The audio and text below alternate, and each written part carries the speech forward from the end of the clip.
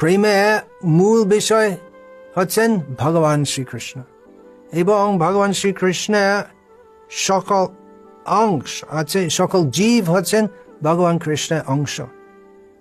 শুধুমাত্র মনুষ্য জাতি না, ওই সকল জীব ভগবানের অংশ আছে। সেই জন্য কাউকে কোনো রকম হিংসা দেওয়া উচিত না।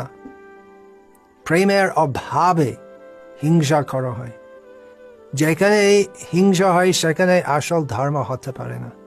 সমাজের মধ্যে কিছু হিংসা করা দরকার আছে, কারণ কিছু লোক অত দুষ্ট আছে যে তাদের নিয়ন্ত্রণ না করলে তারা দুষ্কর্ম করে।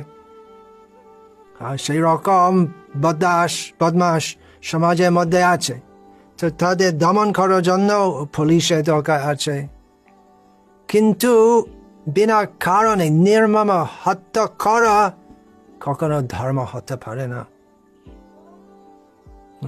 সকল মানুষের মধ্যে বড় বড় লোকদের একসাথে সমালোচনা করা দরকার আছে, এবং তা অনুসারে বিচার করতে হবে।